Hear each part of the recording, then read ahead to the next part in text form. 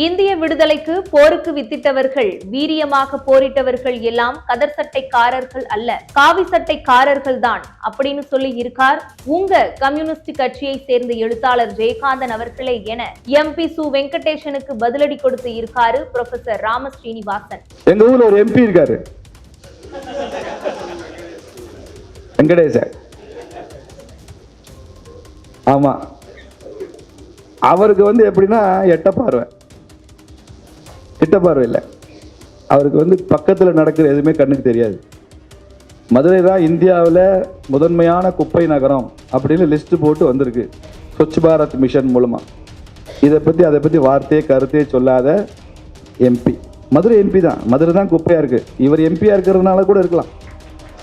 அப்படி அந்த வெங்கடேசன் என்ன சொல்றாரு, இந்த வந்தே மாதரம் பாடலை இன்று பாடுகிறாரே பிரதமர் ஐயா மோடி, இந்த தேச விடுதலைக்காக நீங்கள் என்ன செய்தீர்கள்? நீங்கள் எதுவுமே செய்யவில்லை. ஏன்னா இவங்க எதுவுமே வேர்த்து வடிச்ச மாதிரி, இவங்கெல்லாம் போய் தூக்குல தொங்குன மாதிரி, சாவர்கர் மாதிரி போய் அந்தமான் ஜெயில எத்தனை கம்யூனிஸ்ட்காரண்டா இருக்கான்னு கேட்டு பாருங்க. எத்தனை கம்யூனிஸ்ட்காரண்டா தூக்குல தொங்குனான்னு கேட்டு பாருங்க. எத்தனை கம்யூனிஸ்ட்காரன் உப்பு சத்தியாகிரகத்திலையும் ஒத்துழையாமை இயக்கத்திலையும் சட்ட மறுப்பு இயக்கத்திலையும் கலந்து கொண்டு எத்தனை பேர் ஜெயிலுக்கு போனான்னு கேளுங்க. ஒயிட்லேயே வைக்கிறேன். அப்படி யாராவது கம்யூனிஸ்ட் போயிருந்தா அவன் போறப்ப காங்கிரஸ்காரனா இருந்திருப்பான். அப்ப கம்யூனிஸ்ட் கட்சிக்கு இந்த வேலையெல்லாம் இல்லை. நான் சு வெங்கடேசனுக்கு ஒரு பதில் சொல்லியிருந்தேன். இதற்கு பதில் பிஜேபிக்காரன் சொல்ல வேண்டிய அவசியம் இல்லை தோழரே, காம்ரேட். உங்க கம்யூனிஸ்ட் கட்சிக்காரர் ஜெயகாந்தன் சொல்லியிருக்கார், எழுத்தாளர் ஜெயகாந்தன் சொல்லியிருக்காரு, இந்திய விடுதலை போருக்கு வித்திட்டவர்கள், வீரியமாக போரிட்டவர்கள் எல்லாம் கதர் சட்டைக்காரர்கள் அல்ல,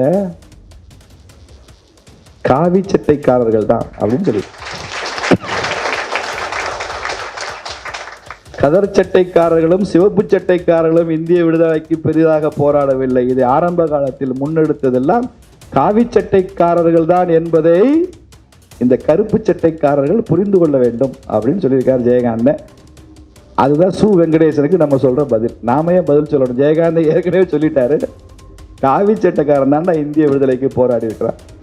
சுயராஜ்யம் எனது பிறப்புரிமைன்னு சொன்னாரே பாலகங்காதர திலகர், காவி சட்டக்காரர். அவர் விநாயகர் சதுர்த்தி ஊர்வலத்தை வைத்துக் கொண்டு, இந்து ஆன்மீகத்தை வைத்துக் கொண்டு, ஸ்ரீ அரவிந்தர் அவருடைய உத்தரபாரா சொற்பொழிவை கேட்டு பாருங்க. உத்தரபாரா சொற்பொழிவு என்பது இந்த தேசத்தையும் தெய்வீகத்தையும் இணைத்த ஒரு அற்புதமான சிந்தனை. அதை வாசிக்கும் ஒவ்வொருவனுக்கும் மயிர் கூச்சரியும். காவி இந்து ஆன்மீகம் தான் அப்படிப்பட்ட ஒரு சிந்தனையை உருவாக்கி இருக்கு. 1897 அடுத்த 50 ஆண்டுகளுக்கு நீங்கள் வணங்கும் கடவுள்களுக்கெல்லாம் ஓய்வு கொடுத்து விடுங்கள், பாரத அன்னையை மாத்திரமே வழிபடுங்கள் என்று சொன்ன சுவாமி விவேகானந்தர் காவி சட்டை போட்டவர், கம்யூனிஸ்ட் கட்சி சட்டை போட்டவர் இல்ல. வாவு சிதம்பரம் பிள்ளை ஐயாட்ட கேட்கிறாங்க, செக்கிழுத்தீங்களே ஐயா, உங்க உடம்பெல்லாம் நோகலையா, வலிக்கலையா, எப்படி அதெல்லாம் எதிர்கொண்டீங்கன்னு கேட்கிறாங்க. அவர் சொல்றாரு, ஒவ்வொரு முறையும் அந்த செக்கை சுற்றி வலம் வரும்போது என் பாரத அன்னையின் திருக்கோவிலை வலம் வருவது போல நினைத்துக் கொள்வேன். சுப்பிரமணிய சிவா பாரத அன்னை, பாரத கோயில் கட்டணும்னு சொன்னார். பாரத மாதா தான். பாரத மாதான்னு சொன்னாலே காவி சட்னி தான், காவி தான் அவன். இது ஜெயகாந்தன் புரிஞ்சிருக்காரு.